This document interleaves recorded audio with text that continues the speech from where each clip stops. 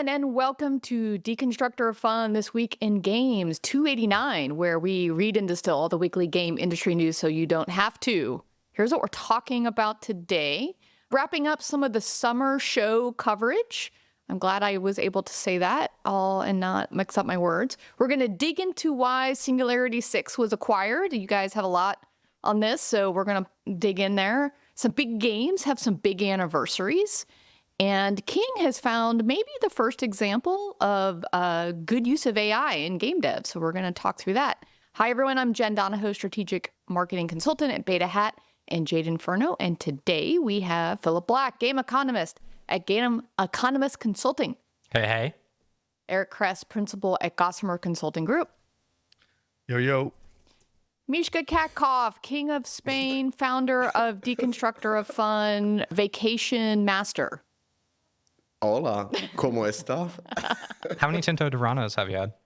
Are you diving in? You don't. How many what? Tinto de Veranos? This is the Spanish hack, is to put wine with usually like an orange soda. And they have it for really long drinking sessions. Like, if you've not been having Tintos, then you're missing out. Like that's sangria, right? No, sangria is a separate category. Sangria is more touristy. Okay, I have kids. I'm not boozing all day. Like, what else you got? Irresponsible. You're on European vacation. That's what you're supposed to do. You do have like a savage tan right now, dude. You are looking very dark. Yeah, that's amazing. Well, European leather. This is purely genetics, because after 1 week, I was having some calls with some people be like, "How long have you been in Spain?" I was like, "I came here like 3 days ago." It's like, really? Jesus. I just tan really quickly. I'm super dark. I'm super jealous, dude. It's just like, look at me. I get so dark. It's great. My kids are. I know. Chris and I. Same. Whenever I go in the sun, I just get a darker shade of pale, you know? Yeah. It's terrible. Chris and I rep the vampire club of all of us here. We are pasty white. Okay.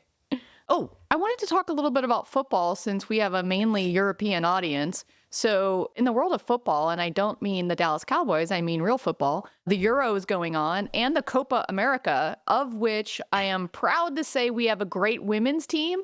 But our men's team for the U.S. is freaking embarrassing. They didn't even make it out of the group stage. So people just console me, because soccer is just it's not a men's sport. However, the women kick ass. You guys watching at all? Don't care? Which one? I did watch yesterday with Brazil and the Turkey-Austria game. Oh, that was so good. That was So amazing. Dude, At the end with the header. Those guys are just amazing athletes. They are unbelievable. Like what they can. It's crazy. You watched Turkey play Austria? How did you pick, out of all the games, you picked Turkey and Austria? You know what? I think maybe it was some kind of social media feed or something. It's like some algo that got me, because it was like they hyped it up. I kept on seeing it. I'm like, oh my God, I got to watch this for no particular reason. I don't watch soccer, but I'm like, I got to watch this particular game. I don't know what you know, it's like the influence that they have on you. But it was actually ended up being a really good game. Maybe it knows that we, as Deconstructor of Fun, love Turkey because we do our Istanbul event. Maybe Turkey is our second largest audience after US. So, well, there you go. Shout out to Turkey for winning the game. Turkey, which, by the way, if they were saying that on the pronunciation, they changed the way they want to be pronounced. Yeah, it's Turkey. Yeah, it was really interesting to hear that. What? I was like, yeah. Yeah. Turkey? Yeah, they updated the name. Yep. Like everywhere where it is, like Wait, autocorrect doesn't still work. Name. I don't understand. We got to stop this bullshit, right? You cannot do that to old people, right? You can't change names and change how you pronounce things. It's like data AI changing thing. its name too. Not allowed. I'm going to call it what I know it to be. I'm not changing my ways. I'm too old for that shit. All right, moving on. All right. What are we shilling, Mishka? All right, we're shilling a couple of different events, so I'm hoping that we can put in the links soon. So we're finalizing the whiskey tasting part, the game night with Xsola. So whiskey tasting will be a small event, just like last year. Then we're going to have the game night, which is similar, just like with last year with Xsola. We got a supper club that's being finalized. That's going to be with New Zoo and a couple other sponsors that are just being finalized. So everything is coming last minute, but please sign up to the newsletter or be active on the Slack on the events page, and we'll let you know when those things are happening. But I'm hearing something in LA is happening as well. Oh, so this was all for Gamescom, right? In August? Yeah, Gamescom. Okay. Yes. So in LA, since we're jealous, just kidding. So there is a happy hour being sponsored by Planet Play from Stash on July 17th. We talked about it last week. The sign up link is, hopefully we'll put that in the show notes. or also go to the Deconstructor of Fun Slack channel in the events channel. The link is there as well.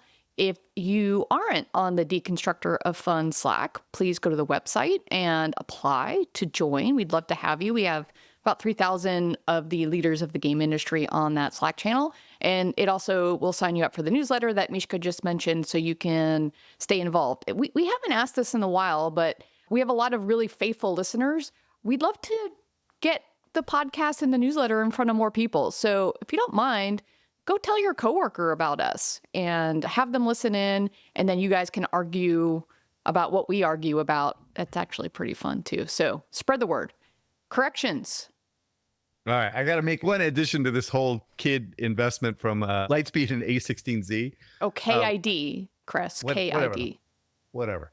Anyway, I have to mention this. This guy, I noticed that on the press release from both Lightspeed and A16Z, both of them failed to mention each other as a co-investor in this company, right? Like, come on, guys. Like, how douchey can you really be? You know, like, how petty can you be that you don't acknowledge the fact that you have another huge investor in this company? It's like, both of you guys got to clean this stuff up.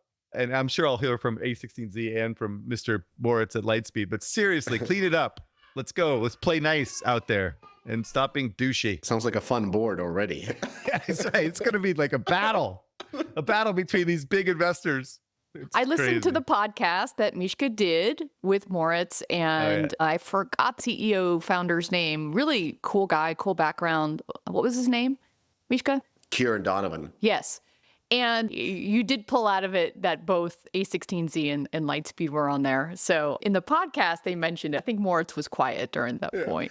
You had good topics on it, but the podcast was recorded before the TWIG last week. So I would have had better questions if I had a little bit of your insights of the type of questions you asked. It came in really quickly. So yeah, no, those guys are like legit, like management team, no doubt. I heard really good things about that whole team and even the tech and the company and everything. I still question what I wish you would ask is like the not invented here thing and like the platform plays and like how are they actually going to get into the big accounts, right? When they don't want to give up that kind of control over something that's so mission critical for the company, and maintaining relationships with your customers are so important. So basically, don't let Moritz talk. Like the whole point is to have the company talk. Why was Moritz in the podcast to begin with, right? Did he insist on being there? No, I'm not gonna share any secrets, but more because belong on that. We wanted to hear about Kid. We don't give a shit about what Lightspeed's doing. I mean, like, we want to hear about the company, right? I was a little interested in the, why the funding, but there was a couple times where Moritz was, I thought, work for the company. He was so impassioned about the product where I would have rather have heard from the company. I am also, the publisher piece is interesting. I'm also interested in the adoption piece from kids and families, to my rant segment about how my kids are deviants and criminals last week. I'm just kidding. They just will work themselves around this. And so that's the piece I was really interested in digging into. I wish I had heard the podcast before I recorded this one, because you had really great points about your kid, especially. Yeah, that was like how they circumvent everything. So 100%. The last point of thing that I have to mention is that Lightspeed, he did suggest that he came into the round really late. In theory, almost doubled the round potentially, right? So, and which basically implies that doubled the valuation. So if it's a valuation of around $200 to $250 million, that is insane, by the way. Like, again, great for the company and great for the team because they probably deserve it in the sense that they'll probably build something amazing. But in terms of like actually getting returns, when you have $7 billion fund and you're investing at this level, at this round, it's like, there's just no way you're ever going to see a return on that money that they spent, right? So I would love him to counter that. Like at a $250 million valuation, exactly when does this thing make sense for them as an investor? 10 times? 5 times? I don't know, dude. It's like... Also, if somebody's coming in at late and it's oversubscribed, that usually also means that there's secondaries involved. So the founders might have made some good money as well. Let's hope that's very limited on an A round, but yes, maybe. All right. Supercell. So Supercell, Squadbusters. Just a lot going on, Squadbusters. We will have a piece probably in the next week. a very interesting research project of twists and turns. One of the twists I think we can talk about, we have multiple sources on this. I will just say Cunningham's law reigns true. Fastest way to get the right answer on the internet is to be wrong. No one individual is responsible for the soft launch decision on Squadbusters. I think we can say that is the case. Multiple parties were involved in this, and I think the story of Squadbusters, both how it got out the door, why it got out the door, the things that influenced it, and what it's going to look like going forward is going to be really interesting to talk about in a week.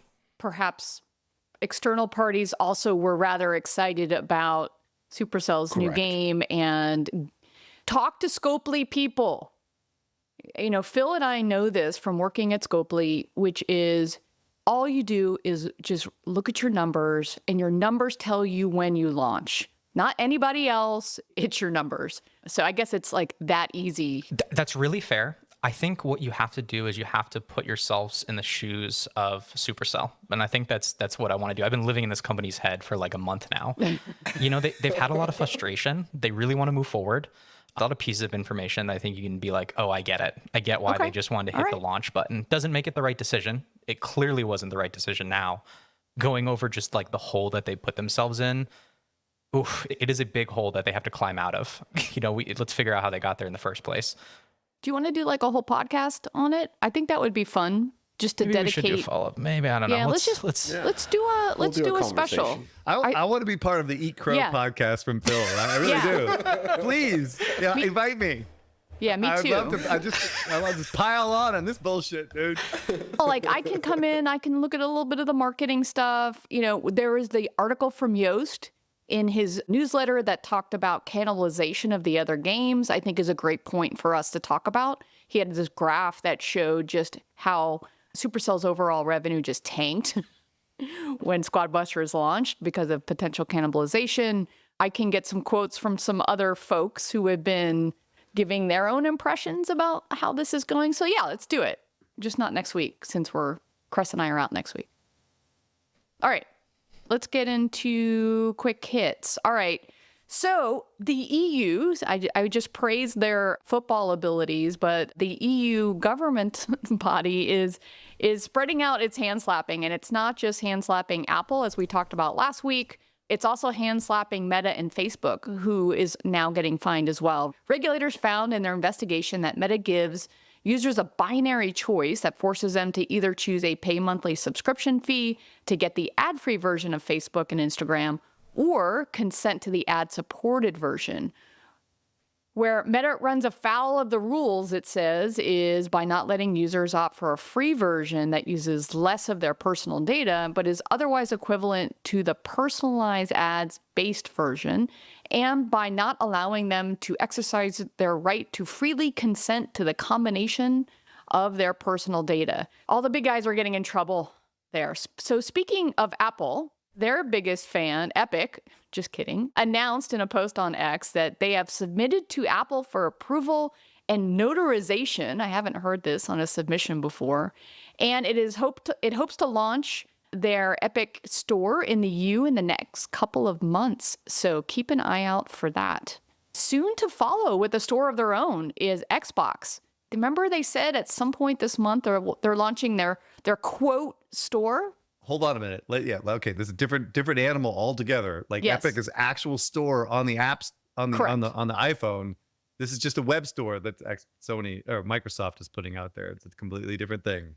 Correct. You are correct. I grouped them together, a little bit of a joke because that's what the news is picking up, and they're calling Xboxing a store. Where you're right, it seems to be, from what we have heard, a glorified web shop.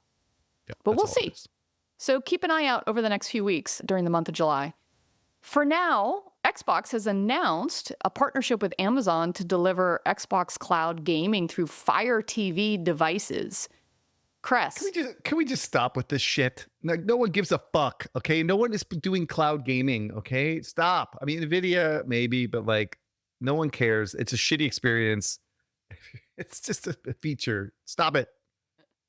Stop it. All right. So Nintendo president aims to avoid Switch 2 scalping by making enough consoles. So this was in VGC. So I think I read that they're going to flood the market with Switch 2s next holiday. Is that what I mean, No. it's kind of a brilliant strategy, right? Flood the market. The key here is that like if they have less component issues, then they should be able to make as many Switches as required for launch, right? So that they can satiate demand, so they don't have some black market, scalping going on, which hurts customers just in general. But it actually helps the zeitgeist, right? So what's ironic is like when the Switch comes out, and if there's no like super prices on eBay, people will think that the launch is unsuccessful. But Yeah. the reality is, the more hardware they have, the better it is for Nintendo. So Do you think they're saying that because of the shortages that we saw with PS5 and Xbox X and S? and the Switch all had shortages. Oh, that's true back then. Component related, and obviously supply chain related because of the pandemic.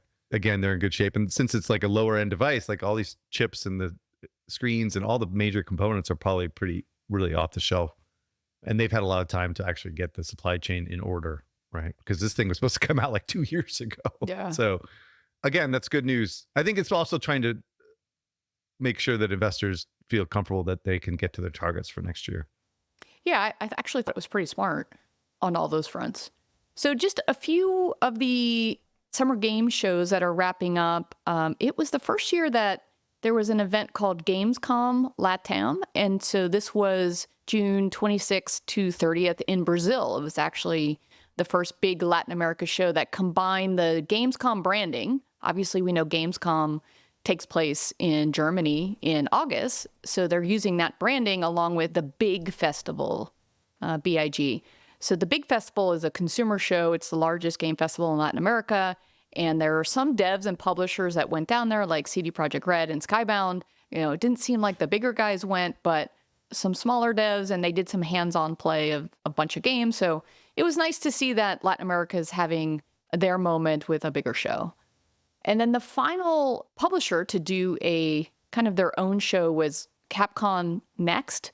This was July 1st. So for us, it was yesterday or 2 days ago. And I'm not sure why it was so far away from all the other Summer Games Fest events. I actually almost missed this, except for the fact that I think, like you guys, I get 10,000 game industry emails and newsletters that I parse through. And one of them happened to mention this. The biggest news coming out of it was that Resident Evil 9 was softly confirmed to be in development. It was kind of an aside that they mentioned on stage. The other things, it sounded like, a remake of Dead by Daylight or something, or another game that I'm messing up the name. I'm Dead not Rising. a huge Dead Rising. That was a beautiful franchise. Let's give it its proper place. Again, I am sorry. I'm just not that much of a fan. All I know, Capcom is like Street Fighter, and like that's kind of it. And Resident Evil, obviously. All right, Mishka, investments. Let's talk Singularity 6. So Singularity 6, this was, it's not a big deal, but nevertheless, it was talked about, especially on the Slack channel a lot. And so what happened was Singularity 6, which is a startup, was acquired by Daybreak. And Daybreak is known for, it was an Embracer company. I think they went private again, and their game was DayZ. Am I correct? Yeah. So not a very big publisher, but, kind of like a mid-size. And they acquired Singularity 6. And of course, there's the normal PR, which is long-winded and everybody's happy. Singularity 6 is buzzing with excitement, energy, and fresh ideas, as they quote. But I think before we start congratulating everybody for joining a new family, as they like to put it, I think it's important to go through the background and kind of zoom out this case. So Singularity 6 is a startup by X-Riot Games co-founder with a venture that is less focused on building a button-mashing competitive shooter than it is on a virtual society where users can develop relationships with in-game characters powered by complex AI. In other words, these are X-Riot employees that set up a startup that was building an MMO. And as they are X-Riot, their background gave them, it's a good team, gave them 3 funding rounds of what we know of. So in 2018, they started the company. They raised $2.5 million from London Venture Partners, a very known investor. In a year later, A16Z came along and they brought in $16.5 million. This is a very sizable round A.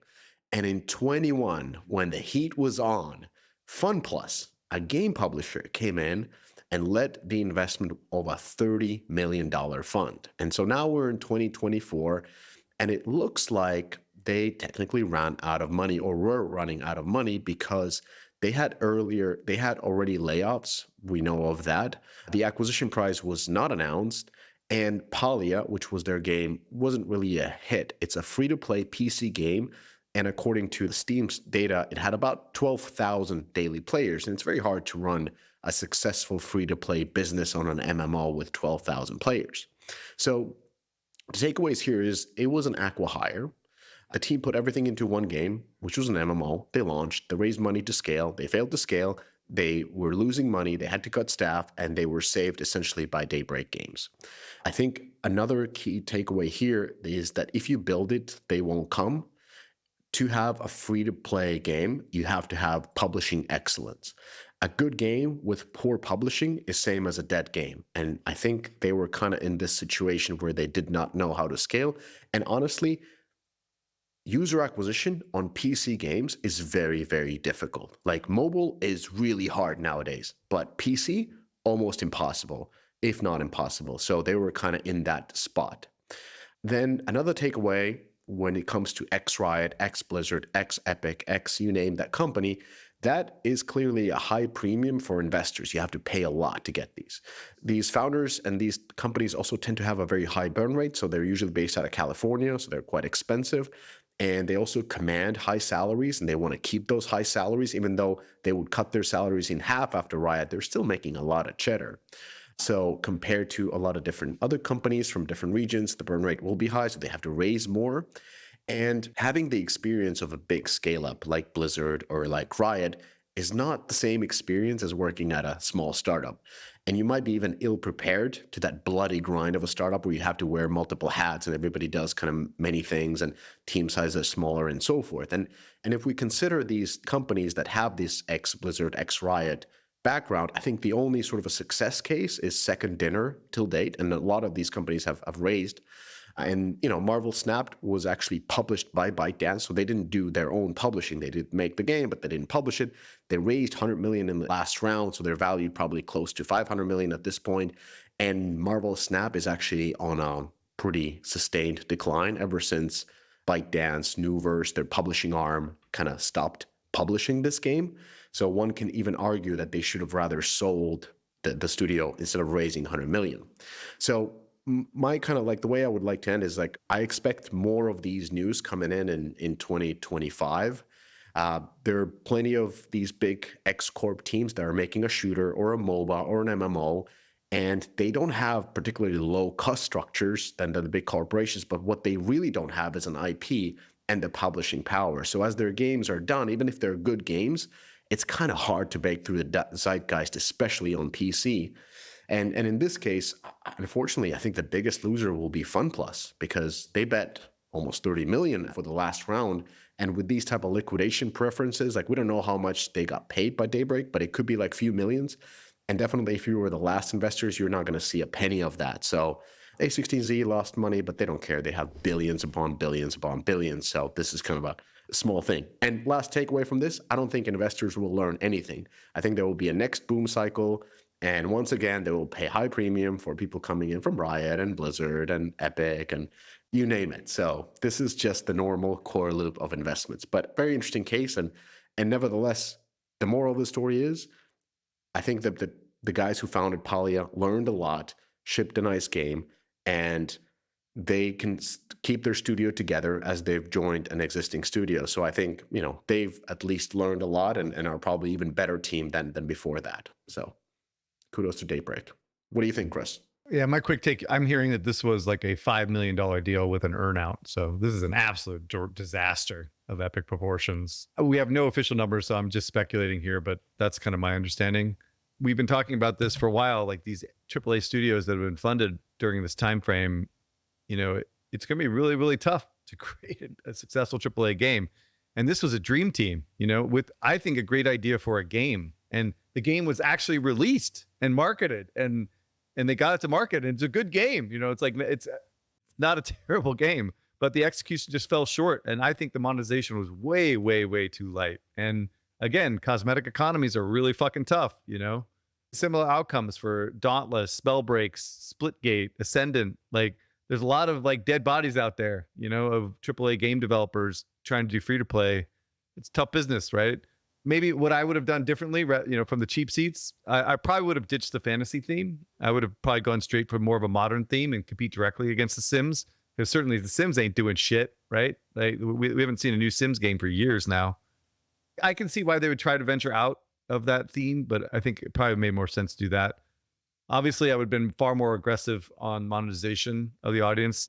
They have loot boxes, but like not all based on cosmetics. But again, I'm not really close to this game. I don't know too much about it. But what the goal here is that Daybreak is probably going to take this company and take this game, try to fix it and make design decisions that the company wasn't comfortable with and see if they can make a go of it and make it profitable and more of a longer term game. And if not, it doesn't work in 6 to 12 months, they'll probably just dump it, right? That is their model.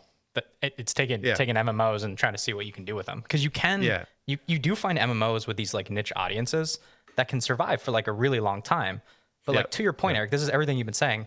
That's not a venture-backed business. Like this is a studio that should have just signed a publisher and could have had like a great life as just a game studio making a niche MMO. They exist. Like I've been following Albin Online, which has been really interesting. That's had a rebound. I think we're gonna be talking about some other MMOs today, but like you can find an audience and make this work. Yeah, monetization wasn't there, but like if you had a publisher to help guide you and put you in the right direction, these are the things that publishers help do. And I agree on the marketing point. This had a female audience. This was on the Switch too. And it's hard to find, I think, particularly the Sims audience. They've built up such a strong relationship with their customers. And I've always been a really big fan of going after the Sims and trying to find the thesis that like takes them down, because Maxis is fat and they deserve competition. We were talking about Paradox, they just dropped out, and you have Lilith, which is developing another one. But it's hard to figure out, how do I reach the Sims audience with a direct to distribution strategy that EA has developed? I think it's tough. Yeah. Wow. I'm so honored that all of you mentioned the value of publishing and marketing in this conversation. And I'm going to sit back and just bask in the glow of that statement and just say, I think you're right. It is very, very difficult to self-publish in this day and age. And it's very difficult if you have a product that leans or skews a little bit female. Most devs don't know how to go after that audience and how to build for that audience and how to market to that audience. And I'm not even sure a lot of publishers know how to do that. You are seeing more and more go in that direction these days, but it's an opportunity. All of the data coming from Newzoo and from Sensor Tower are telling us that female gamers and cozy gamers are on the rise, and that's an opportunity. And I think the next thing that publishers and marketers need to be aware of is, how do you go after that audience? So anyway. Yeah. All right, moving on. All right, moving on. Step into the future of game monetization with Xsolla, the premier partner for game developers seeking to expand their reach and revenue. Xsolla provides a robust suite of tools designed to enhance user acquisition, manage subscriptions, and streamline payment solutions worldwide. Unlock new markets and maximize profitability through their customized, secure payment architecture and dedicated support team. Xsolla, powering game developers to achieve global success.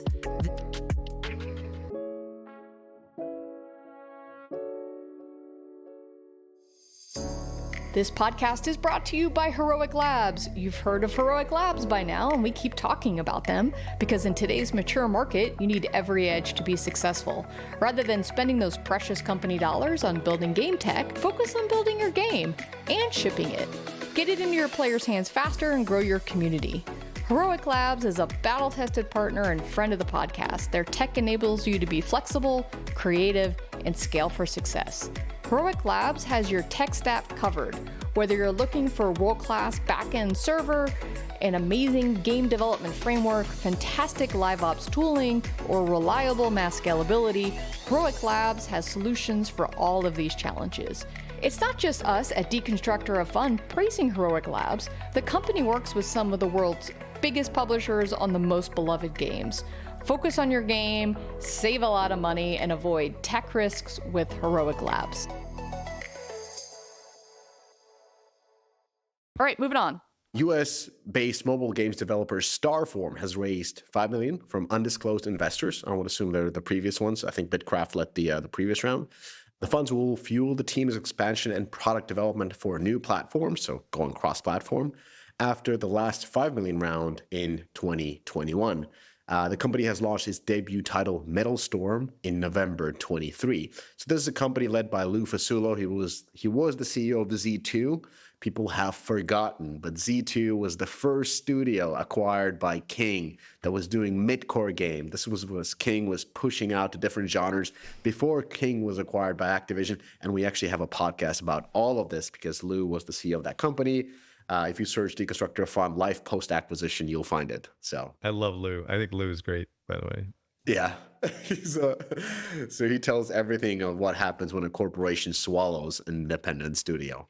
And then, of course, Web3 news. So Web3 gaming platform Redacted has raised $10 million in a funding round co-led by, I'm not going to even mention these it's Animoca Brands and everybody else. This is what happens every year. The funds will support the development of company's gamification ecosystem. Actually, just before we started recording, Archie reached out and said he wants to do breakdowns of these. Archie of Stash.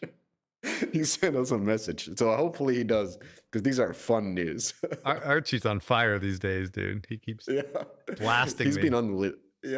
He's been released, so he can now talk about this. But yes, that was the Web3 news, and I think there's something else added. Digital advertising firm and game publisher Cyber Agent has struck a deal to acquire visual novel games developer Nitro Plus for 16.7 billion yen. Oh, this is $100 million. I have no idea what this is about. These are the developers, the publishers of Pretty Derby, the horse racing game we were covering last week. I don't know. I think there's interesting stuff happening in this storytelling genre that's kind of seen like life through Netflix stories. We've been talking about that. Love Island is actually doing fairly well in the App Store. The game version of it has actually been rising. Oh, in a my couple wife weeks. is watching the show and it's like rotting my brain. I go down there every night. She's like, oh, it was a Moore Island. And I was like, what is that? Oh, and I'm like, I don't want to know. I don't want to. But again, female genre, right? Like there is this crazy opportunity. You're right, Phil, with interactive story and what's the evolution in gaming there. So sorry, I had to. No, I couldn't agree more. It's a thesis I've been like peddling for a while. There's one particular game I'm following really closely. We'll see that attacks a thesis I'm really into, but I've seen like more of this visual novel stuff. We haven't figured out how to take the storytelling persona and really like serve them in an age of live service. Like the Telltale model like completely flopped. Yeah. Episodes was UGC, that was around for a while. It like had some pickup. It did okay. We haven't really figured out the monetization model and the content pipelines. But it feels like the demand is still there, so it's something to keep tabs on. Yeah, it absolutely is. It's transitioned into this like fake dating. It's like you're on a dating app, except you're like interacting with AI is the new version of that. So that dating category in simulation, I was looking into this for a project, and that is experiencing the fastest growth in the simulation category off of a very small base. So it's something to keep an eye. It's very Eastern, it's very Japanese, a lot of anime. So Phil, you should check that out if you're interested. Ventures. I remember they made an investment recently in a very interesting startup. What was it? Aria, Mishka? AI concierge for the relationship game. Oh, that one. Yeah, I know the founder. Offer is the founder. It's not even a relationship. It's much more about sexual relationship than actual relationship. Oh, yes. Yeah. It's DOF 18 plus. Yeah, I'm not gonna say if I'm in the playtest group or not, but it is. Oh my God. It's not about like hey, let's talk about it. It's like let's do about it. That's what it's about. What's crazy is this stuff isn't age gated, right? So I think I told you for this project I was working on, I had to like play some of these dating sim games and these interactive stories, and it's a little bit behind a paywall, but if you pay a little bit of money, it's like Skinamax. That's a dated term, but it's like softcore porn.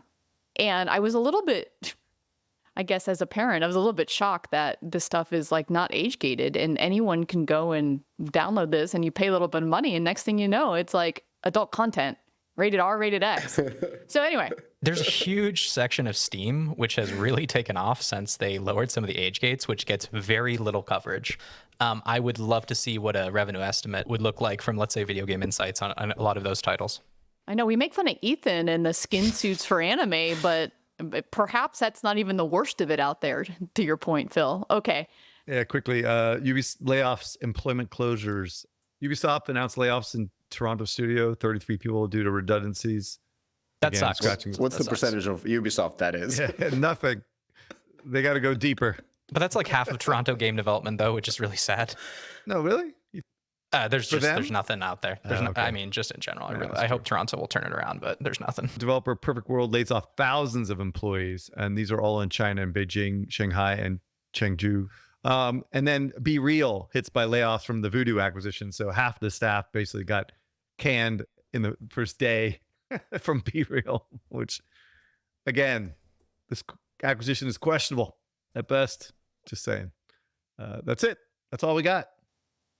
All right, let's go to games.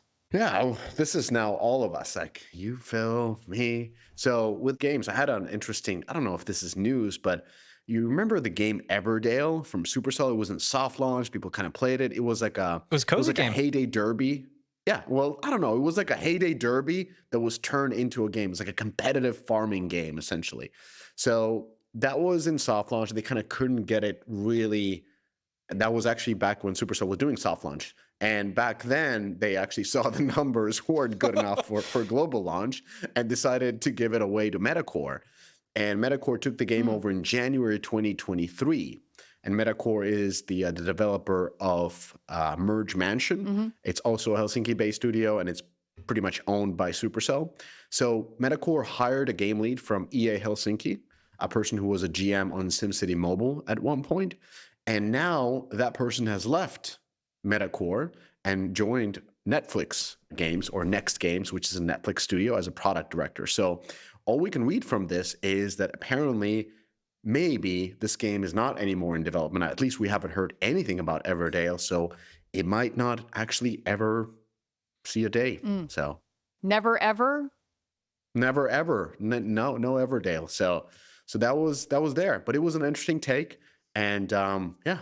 Anyway, they could have just released it globally right away. Why not? Anyway, so the other piece of news is Bandai Namco Barcelona. So this is an interesting studio, not only because it's Bandai Namco, not because it's Barcelona, which is filled with games talent, but the head of studio was actually on our podcast. And it's the famous Supercell in the Sun studio.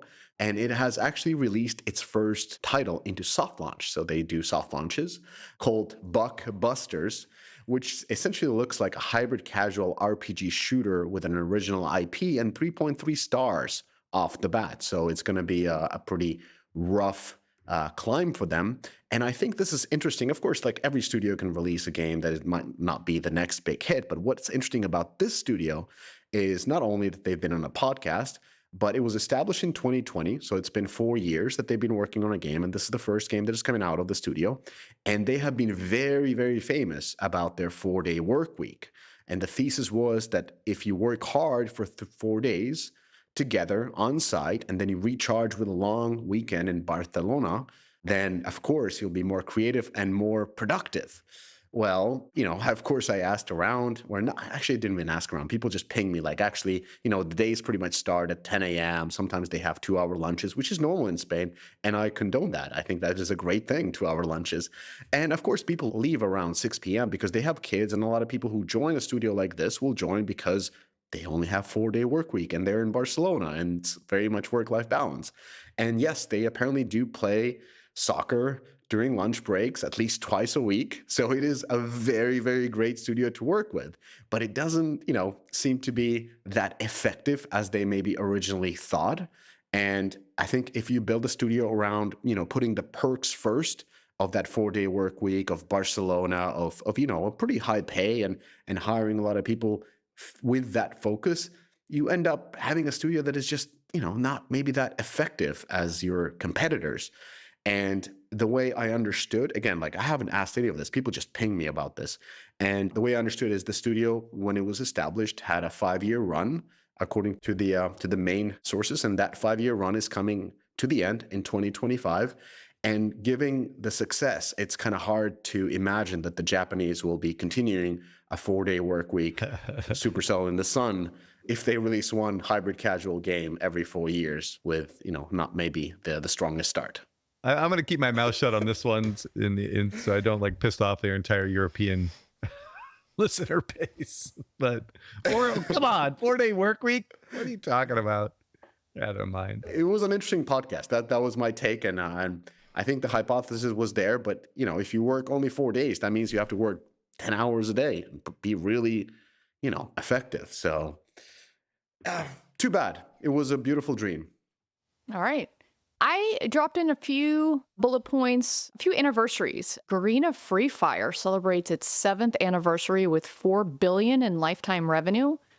It's pretty interesting. I was reading a little bit into Garena Free Fire. Did you notice that, and I had no idea, they have a different SKU called Free Fire Max, and apparently the Max SKU is more of an HD SKU that has better graphics for better phones, and it also has, like, I think a mode where you can create your own map. And when I was reading about it, it was weird. It was like the Max version is doing better in India than the regular version, that the Garena Free Fire, with its #1 revenue driver, was in the US. I don't know, it was really crazy to see the difference, and I had no idea they had different SKUs. But what's fantastic is seeing some of the games in mobile last as long as they're lasting. So that was interesting. Phil has a chart up on screen showing downloads and revenue over time, which looks like it's doing pretty good. All right, so World of Tanks celebrates its 10th anniversary with $1 billion in revenue. So this is their mobile SKU. So looking at the chart over time, it looks like they've done pretty good. What's dipped recently, Phil? I can't see. We're looking at revenue on the left axis, and we're looking at MAU on the right axis, and we're starting. I think, wow, this is back in 2014. This is a game that's been going on for a really long time, and you can see like it's largely not only maintained revenue but also their player base over the long haul, and they've managed to actually see a lot of increases in revenue, at least from when they started. So like credit to the team. Usually you don't pull back a time series for 10 years and see this level of consistency. But it does look like MAU dropped recently. I think there's another story here, which is interesting. I believe they stopped selling in Russia, and that was obviously like a huge part of this game. And then you see this uptick in Ukrainian IAP revenue, both on a percentage and nominal basis. So I suspect a lot of people are switching app stores. That might factor into some of the active user dip. I think IP based on location is a little bit more stable. Yeah, Wargaming exited Russian market, and I think they sold the assets or like moved to a different company. I don't remember the details, but they had most of their development in Belarus and Russia. And surprise, Russian loves tanks. Who would have thought? I know that they have had that audience pretty tapped in. All right, so another one, I got the pre-reg announcement from Apple that Zenla Zone Zero is out. So the pre-reg hit me on July 2nd. The game doesn't turn on until July 4th, which is tomorrow for us. And so as a player, I was a little bit annoyed. I was like, oh, let me check this out. And then it's like, do you want to play a demo? And I was like, or do you want to download the whole thing? I'm like, well, let me play the demo. This is interesting. And then I go in and it's like, no, you can't play the demo because it's not available yet. And so as a player in Western markets, I was really fucking annoyed by this because you just did this to me. And then so I was talking to folks in the Slack, and they said, this is really common in the Eastern market because the game download, it's like 30 gigs or something just massive. And so the philosophy is that you get players to download the entire thing, and so that you're ready to come back when the servers actually turn on. But mainly, I wanted to talk about this, Phil, because this is Hoyoverse that does Honkai and Genshin. Predictions on cannibalization? We saw cannibalization, I think, for Honkai and Genshin. Does this make it worse or better? Are we going to see a Squadbuster Supercell cannibalization here? So remember, I do think the Genshin Honkai story is a little more complicated. Like, they did stack users, but they didn't stack revenue. This is in a different genre. So we have that going on. To be honest with you, I need to play this to really figure out what this is. I wasn't able to join the earlier play tests. Let's see. The thing with Hoyoverse is that they spend so much money on marketing, and they're in so deep, and I mean, it's it's almost franchises that are too big to fail. It feels like they're these giant Marvel movies almost, and that just raises the stakes. And I'm curious whether or not they've adjusted their expectations when it comes to a title like this. One of their older titles, Third Impact, I believe, has actually been popping up in the revenue charts too as well. So they've had some back catalog pops. But I don't know enough on this one. I don't know if Eric, you or Mishka have some more. No, okay. I got nothing. I downloaded the game both for mobile and PC, so I am going to try. My gut tells me that this is not going to be additive, but I really don't know. All right. Well, let's keep an eye on this one since the Hoyoverse, they're just crushing it. They're absolutely crushing it. Genshin and Honkai are still doing well. Yes, there could be revenue cannibalization, but if there's somebody that has figured out how to, especially on cross-platform and web stores, like I think what they are doing, I don't think we're giving them enough credit for how they are really innovating in the game space with cross-platform and web payments and everything that they're doing to drive the business. Phil, what else you got? Playable Worlds has unveiled Raf Costner's new sandbox MMO Stars Reach. And if you remember, Raf is one of the leads of Ultima Online. He was also the creative director of Star Wars Galaxies. He wrote A Theory of Fun, which has been a super influential book. And this has been his studio that's raised around $40 million. They've been working on the game since 2019. They're about 40 headcount. It did not look that good.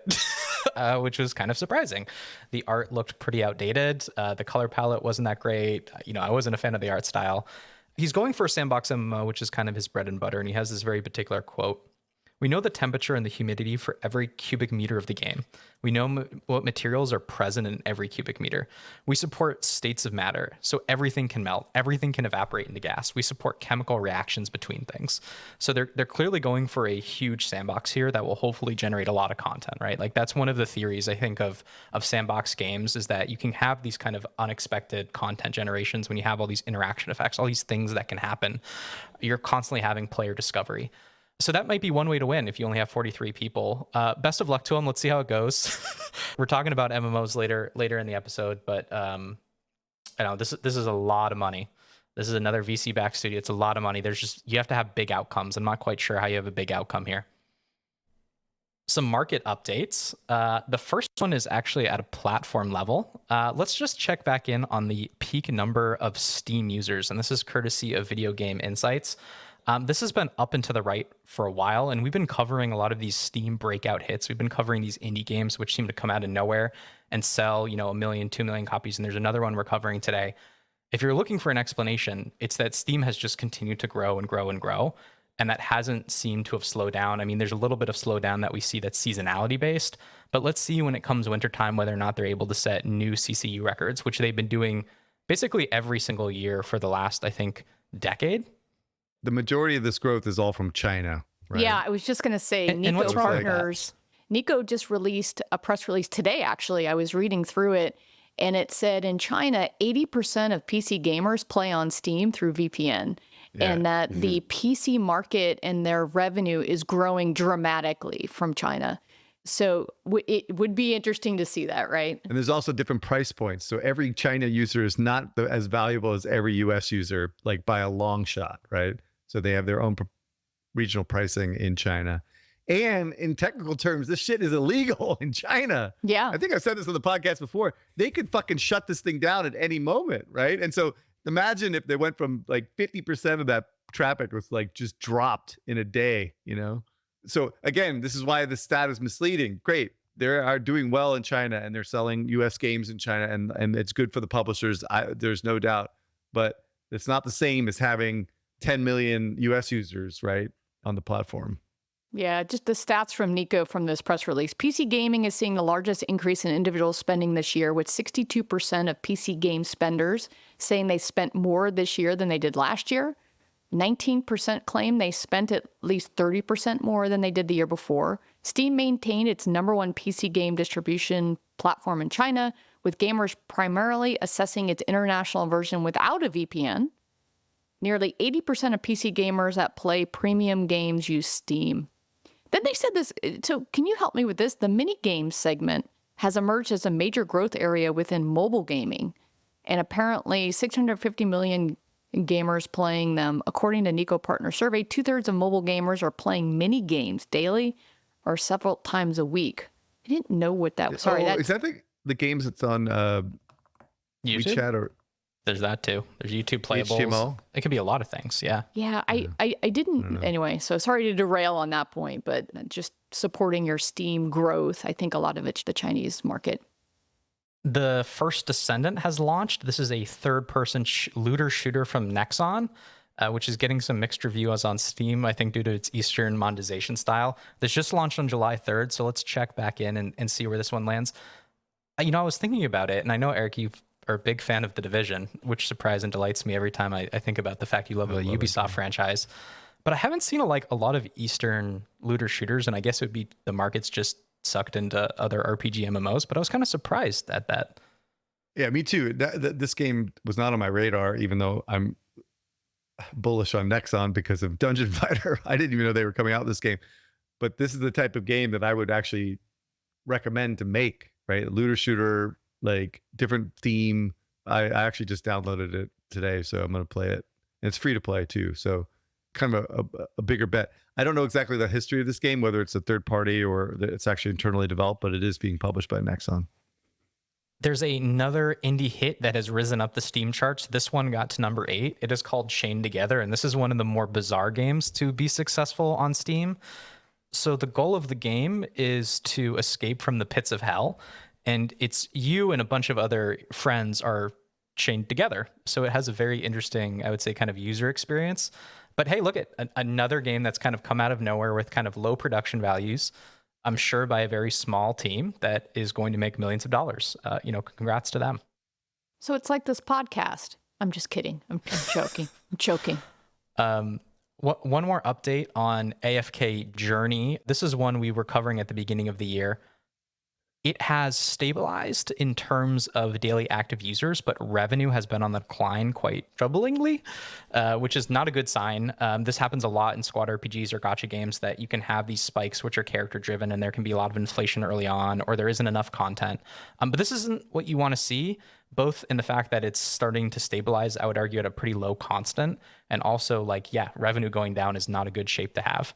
And when you compare it to where they are with AFK Arena, the downloads are actually pretty neck and neck. So it looks like they might actually run both of these titles concurrently, but that's not, I'm sure, the outcome that they wanted from launching AFK Journey. I'm sure they had outsized expectations. Now, we don't know what's happening on the web store side.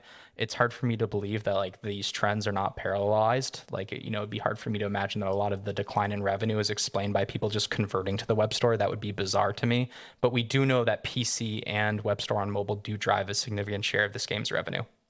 My previous intern is working on AFK Journey. So without giving away any information, I do know that they are still excited about what's going on with this and actively marketing this in the West.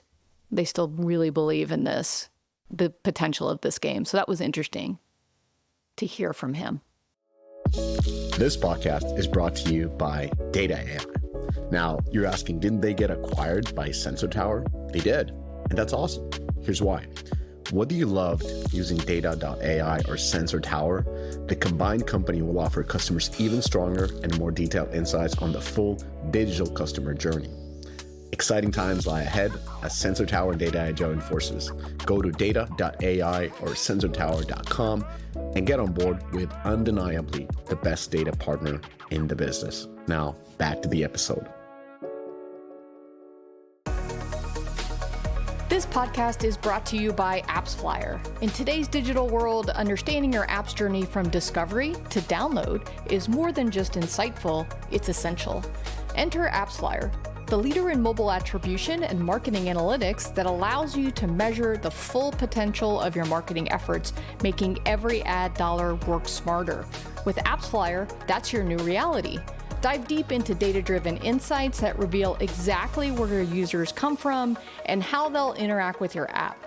AppsFlyer, where your app's potential meets performance. Topics. Okay. Moving on to topics. So I only picked this up because I was actually talking to a buddy of mine who kind of walked through this with me on how AI can be actually implemented in games effectively. And so the article was basically how King is using AI to speed up development of new Candy Crush. And generally, I hate these kind of articles because it's total PR fluff, but it makes a really good point about AI tools that I think is interesting. So anyway, King is basically using AI playtesting to speed up development of Candy Crush levels. And they say by 50%, whatever, I don't care. And it's basically the AI is assisting designers and giving them insights as to how to refine the gameplay for each level that, quote unquote, the designers can focus on creative aspects. But they want to reaffirm that they actually absolutely need designers, but it's, again, a co-pilot, so an assistant. Obviously shifting skills, it's creating a more scale in terms of level production, et cetera, et cetera. And then they go on and talk about, the AI labs is all working on better on player behavior, et cetera, and enhanced gaming experience. So this one brings up this really interesting point that my friend made. My friend worked at BioWare and Blizzard and EA. He's basically been everywhere. There are certain advantages that these big companies are going to have because they have data sets of not only level design, but also player behavior around those levels that can inform in building these type of models to help fulfill development. So there's an advantage that someone like King is going to have in terms of building these tools and technologies and these models for AI that can generate and help make production more efficient, versus the idea of having co-pilots that are more broadly based that are going to inform and help people do production. You can create these type of things internally to help make your development process more efficient. And that gives a lot more advantage for the big that actually have access to this sort of data versus more of a generic kind of model that people are using, in ChatGPT, et cetera. So anyway, so I thought this was a good case study in terms of how you can see AI implemented within a bigger development team to help facilitate game development and content development. Yeah, I love hearing more case studies of how game devs are actually using AI, because I think we made a joke a long time ago that everyone's talking about it, but no one's really talking about it in specifics. So one of my clients is working on a PvP strategy game, so they've been using AI to really hone in on training the bots to your skill level so that each game is like really close, so that you get to the end of the game and you feel like you've had a competitive game. This is very different. So when I was growth on League of Legends a few years ago, I actually was leading like a small dev team. I know that they let a marketer actually talk to engineers and designers. And so I was actually leading that team. And one of the things that we were trying to do in the growth area was to improve the bots, because when you play League in the beginning, what we found is if you got to like a certain 10 days in, the chance of you staying and retaining was drastically better. And so we were trying to figure out how to make that gameplay experience and how you could learn to play better, because the bots don't play correctly. They don't play the game as real gamers do. And so when you're learning to play the game, you actually learn incorrectly because the bots are fucking stupid. And so what we were trying to do back then, it was, obviously it was called machine learning. It's, now it's AI, but we didn't have the tech back then to actually train the bots better, or, actually the ability just to spend the time on doing that. And so I think that my advice to my friend and friend of the pod, Paul Beleza, who is now the EP on League of Legends, he is like employee 6 at Riot. Like, he was an intern when Riot started, and now he has grown up through the ranks. He's worked on everything, and now he's the EP. So congratulations to him, number one. But I hope he hears this, and I hope he takes this insight that we had of, hey, if AI is now better and can better train the bots from a growth perspective from League of Legends and a training perspective, that could really be an opportunity to onboard people into more complicated games, is to use AI in that manner. This is interesting because playtesting bots and simulation is now called, we've used this regularly for at least a decade. I remember when we talked about balancing a strategy game, I remember Clash of Clans being balanced with playtesting bots back in 2013, where before addition of every new unit, there would be tons of simulation run with that unit, and win and loss was, the goal was to get to that 50%, et cetera. It's kind of like starting off point for the balancing.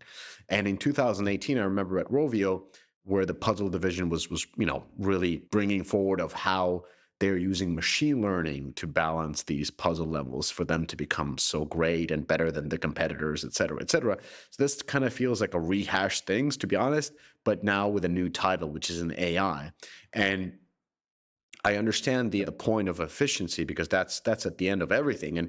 And there is a puzzle game company called Cosmic Lounge, and these guys are former King and former Seriously. So Seriously is the company that was acquired by Playtika, and they had a puzzle game called Best Fiends, actually a series of puzzle titles, but one of them was big and everything else was small. Anyways, the whole thesis of that company is like AI plus puzzle. Like you get the puzzle guys or gals and professionals and AI, and together they will build the best possible puzzle games that can compete with the incumbents with smaller teams. That company was founded in 2022. The CEO was talking actually at our last Istanbul event. They've collected all the innovation prizes, but they don't have a product out there as of yet, right? And if they're so efficient, it's kind of puzzling, since I'm, relatively close as this crest as everybody with the Turkish ecosystem, for example. They don't flaunt AI, but god damn it, when they start a company, they got a product out in about 8 months. It's in the market. So there's been a lot of talk.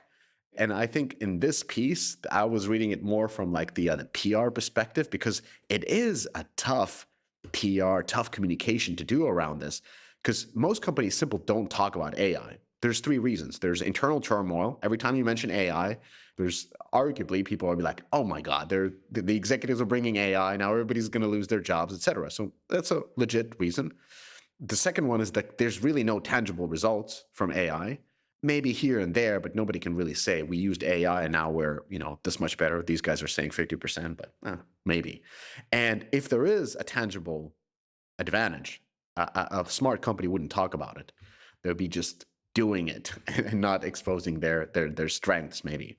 So in this piece, I especially love the co-pilot for designers. AI is a co-pilot, but the fact is, based on this article, it reduces the demand for level designers, especially the junior level designers. So AI is coming and it's taking jobs. That's how I read it. And I think these are scary things to read if you're a level designer. I'm glad we're on the same wavelength on this, Mishka. I can't believe Eric got baited into this PR press release. I'm shocked. I'm shocked. There's machine learning forever. This is the great rebranding. This is AI now. It's not machine learning. It's AI. It was bots, then it was machine learning. That was not my AI. point. God damn it. I am as skeptical as you are about this bullshit. What I'm trying to say is that the big companies have an advantage because they actually have data that they can put into a model that can actually effectively design levels, right, for their games, right? The asymptote on that is very low, though. Like the amount of benefit you get when you have the scale that King has relative to someone who's, let's say, a much smaller match 3 game is really, really small. Like the gains you get in a lot of these ML models are increasing over a certain range, but you have diminishing returns as you add the n+1 observation. So like you don't get these crazy scale effects. Like EA, for instance, EA deleted data, which was crazy as an analyst working there. Like a lot of these old data warehouses suck and they're irrelevant because there have been so many changes. It's just not that much of an advantage. All right, well, that's not what I'm hearing out in the ether about these proprietary databases Anyway, I just wanted to make that point that has been made. A couple of developers have told me is that having your own proprietary AI model is going to be potentially an advantage, and it's going to raise the bar in terms of game development and efficiencies. And to your point, like Cosmic Lounge, right, which is Tommy. You can't talk trash about Tommy because he's the great Viking, right? Viking god. Yeah, he looks like Odin. He's like 6'6", he's a monster. He literally looks like Odin. but it's like they don't have such advantage, right? So they're starting from scratch, and trying to build these things out. And I agree. I think the fact that they don't have a product out and they have their AI first, they should be crushing right now, But maybe they will. Here's the simple way to shut everyone up, though, is they should have just provided a line graph that's the number of levels they release weekly and show me that line has doubled or tripled. That is the data point they need to show. We can then argue about the retentive effects of the uplift in those levels, the marginal levels. Are they driving the same retention? But that's it. They can shut everyone up with that single line. And that's what I want to see from all these companies is show me production and now show me production with AI. That is the revolution when we get that graph. Yeah. Damn it. Good levels. Too much cynicism. Good levels. Too much cynicism. No, All right, moving I on. believe in it. Speaking of cynicism, are we going to do Netflix again? Oh my God, we're trying to get out of it, but Sufer just dropped a Netflix article, and then Netflix came out with 2 PR pieces last week. One was by the co-CEO, Greg Peters, and then the other one was by their VP of External Games, Leanne Lumbe, if I pronounced that correctly. She's OG, man. She's been doing this shit a long time. I'll give her that. I'll give her credit. I would assume, but both of them are awesome. My point was mainly that the way I understood it, I could be wrong, is that the CEO article was, of course, more about Netflix as a whole. It was the Verge article, and it was talking about the Netflix future. He talked about AI, of course, what else he would talk about, and all these other elements, but one of them was games. And in games, I'm quoting him, he said, ultimately, to give fans the most compelling, immersive experiences, eventually we'll go to something that looks like AAA model. I would definitely not rule that out. So the CEO is saying, we're going to AAA. I want people to play on TV. Essentially, what was that Google product that failed? Stadia. Yeah. Like I was envisioning that he's talking about Stadia, but with Netflix IPs. Got it. Good luck. Great. We're going to play Rebel Moon AAA and enjoy. That was in the works, though. That's not a joke. That was in the works. It was. That's actually still in the works. Okay. It's a phenomenal show. Damn it, they're out of their minds. They're out of their minds, Yeah. all of them. So that was the article, and he gave a glimpse of what the future would look like. And it's inspiring, it's new, it's something that other people are not doing. But then when Leanne was giving her interview, I don't call these interviews. They wrote, questions, and then the PR wrote answers. But on Pocket Gamer, she was stating that they're really happy with the shape of the portfolio has taken, and that the games are a long-term bet for Netflix. No. Well, and then she had this fallacy that they keep on saying is that our audience doesn't have to deal with ads or microtransactions that disrupt the gameplay experience, and the developers can work with us without worrying about monetization and can focus on the best player experience possible. So, these same fallacies, but we know what has been happening. They've been buying dead games and basically removing microtransactions from them and removing ads, and these games are not really that much downloaded, except that if they pay a lot of money for old GTA games, and then those are downloaded, et cetera, et cetera. And after spending about $3 billion, they've learned 2 key lessons. One is games with IP are more popular. Surprise. And creating games based on members' favorite series and films is one of the biggest opportunities that Netflix has. So using their own IPs is actually a good idea. That's also a great learning. Only took them 2 years. But then they created shitty experiences on Roblox with those set IPs. Yeah. That doesn't make sense. The experiences were not good. Like I played several of these games, and they were ported from PC games, and they just weren't great user experience. Nevertheless, where's as Ethan? Sufer put it in his article, this strategy is called spaghetti strategy. So you're throwing spaghetti at the wall and seeing what sticks. And at the moment, it doesn't seem that really many things stick, except their original IPs that I think they've gotten over 20 million downloads. They haven't even fucking done that, which is so crazy. Like, Ethan's right. Where's my Bridgerton Match 3? Where the fuck is my Emily in Paris game? It's so obvious. My takeaway, I think Jen is going to disagree with this, but my takeaway from reading these 2 articles, one was behind paywall, is that I feel like the CEO and head of external games, who I feel like is now the spokesperson for Netflix games, are telling a little bit of a different story. I understand that the CEO might be looking 5 years ahead, and she's talking about yesterday, today, and tomorrow. Neither of them talk about the ROI for the games business, but Sufert has a great article, a mobile dev memo, and he kind of goes into this where he shows the graphs of churn and the effect of games and whether it had any effect and what is the big reason. And essentially he's making a case that no, there's none of that happening.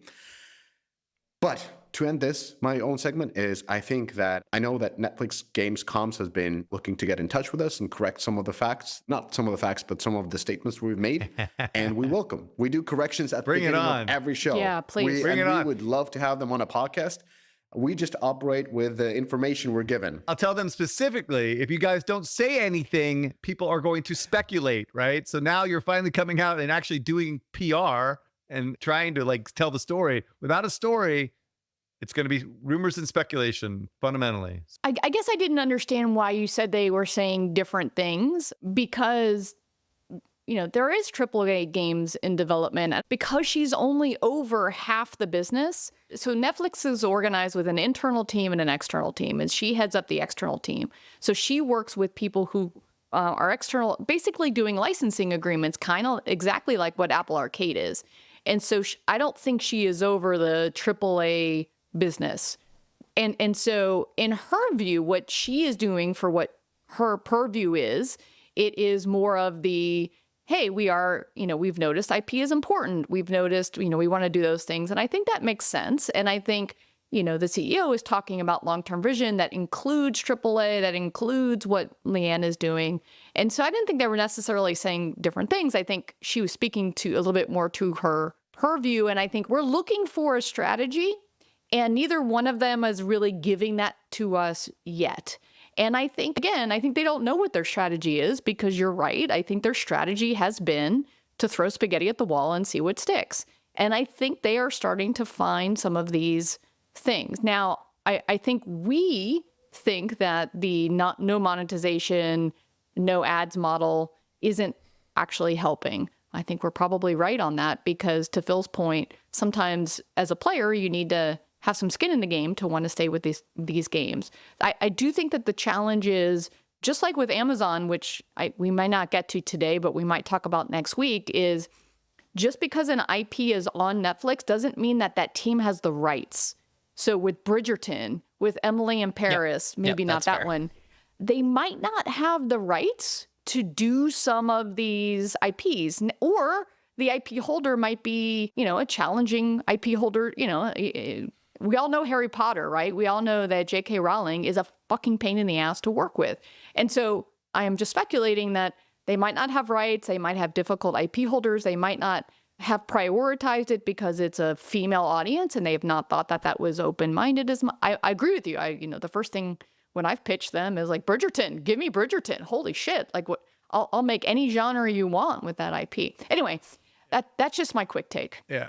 Okay. I want to just kind of update my thinking on this. Is that I think I might have been completely wrong about my assessment about what's going on in Netflix gaming. I'll have to capitulate, right? My assessment was basically that licensing their best content to Roblox is a sign of an impatient org, and that the gaming and impatient with the gaming contribution, and that potentially it's a sign that Netflix is going to stop the gaming strategy, right? I think I'm wrong about that. What I was right about was that there's dissension in the ranks, right? It's more of a sign that Netflix is perhaps unhappy with the current leadership at games, or that the current leadership was unhappy with Netflix corporate, which is, I think, what likely is probably the problem, right? But from this PR, you have to kind of read between the nonsense and bullshit, right? Is that the Netflix is in it for the long term, right? What is critical is the next hiring for the gaming group exec, right? If they hire an experienced game maker or a experienced publishing person, mobile, otherwise, whatever, I think that bodes well for the long-term potential of this particular area of business.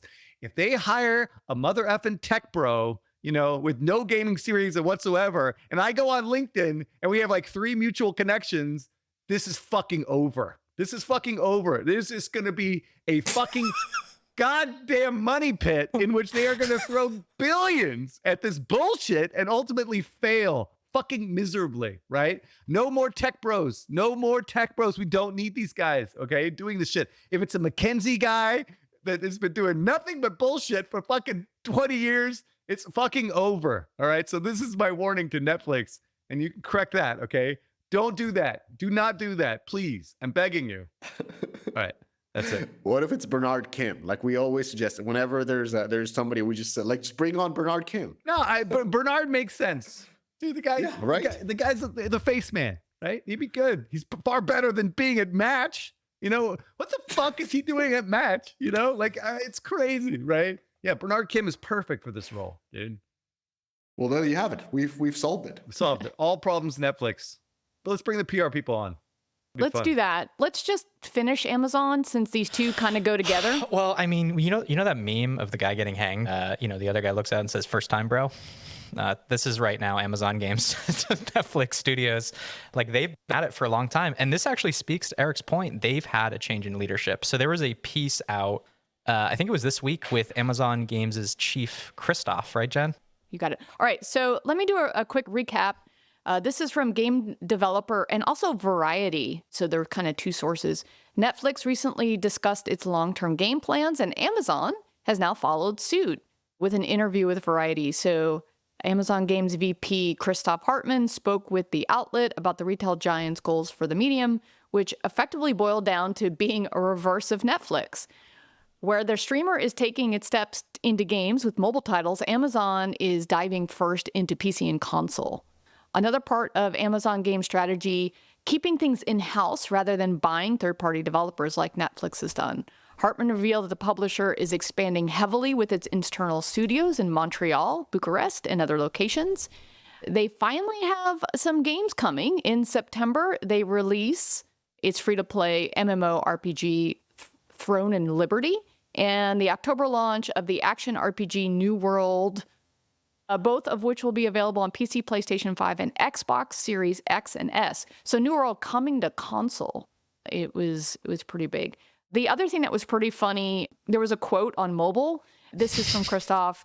If the company would say, Christoph, let's do mobile games, I would have to hire someone, he continued. But I still believe it's really, really about AAA games because otherwise it's a very hard market to get into.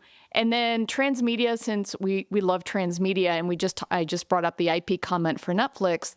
So he did talk about transmedia, but how to downplay it, since so many of the shows are on Amazon Prime, they don't have the rights for. So Tomb Raider is basically the one that he talked about that is going to be big for them, and they have a game in development. He won't say when it's coming.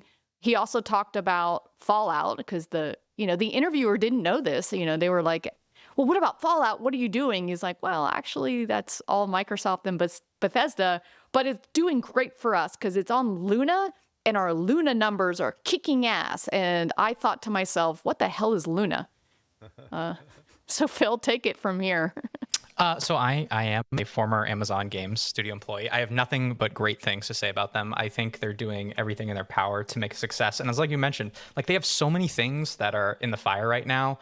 They announced a partnership with Glowmade, which is a lot of ex-devs that were on Little Big Planet. That was the game I worked on. I'm really, really excited when that's going to be announced. There's a lot of fun to be had there. Maverick Games, they're doing a racing game. The Bucharest studio, they got the Crystal Dynamics deal. And this Montreal studio is top notch. There's a lot of the ex-Rainbow Six devs. So they've been doing a lot of things properly, I would argue, in the last couple of years. Like Lost Ark came out, it made a lot of money. New World did okay, and they have, as you know, a lot of MMOs in the pipeline, maybe too much MMOs. By the way, that's not a strategy. That just sort of AWS is at cost.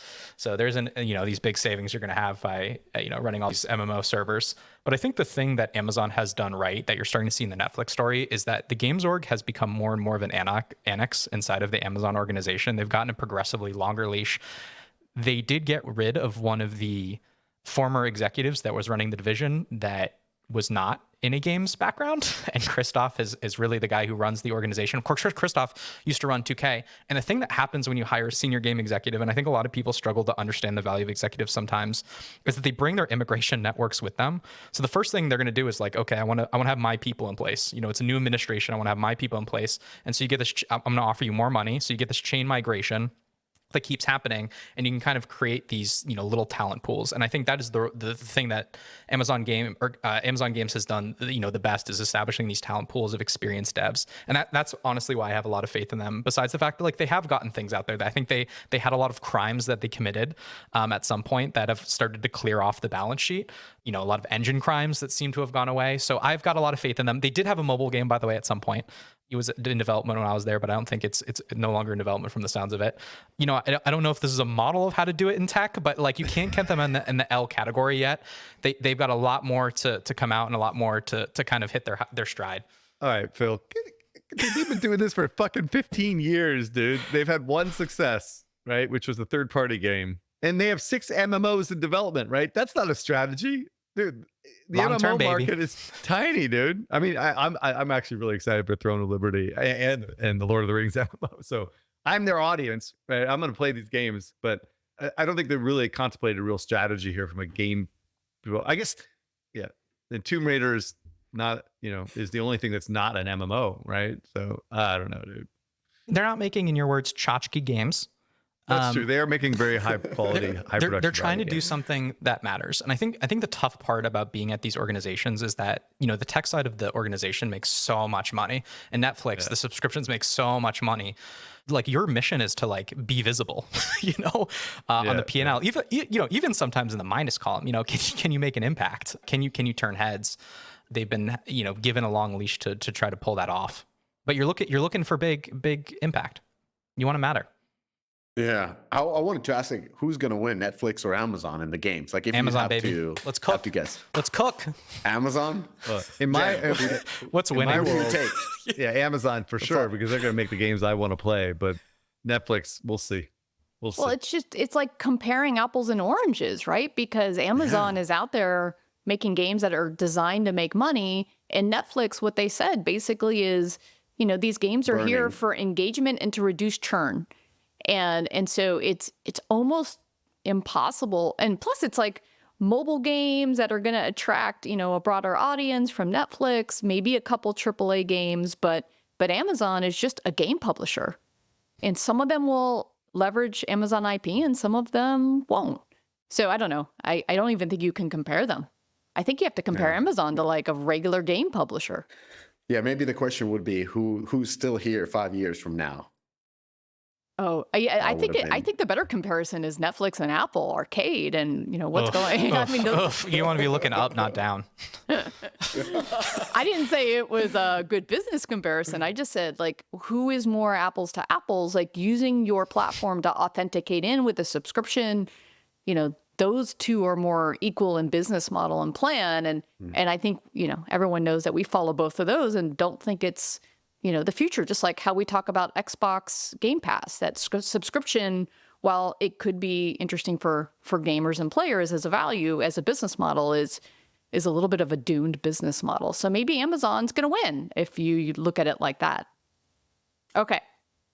Thank you, that guys. note- Chris and I are out next week, so you are stuck with Phil, Mishka, and Laura. So have fun, and we'll see you the following week. California free episode coming. You did it.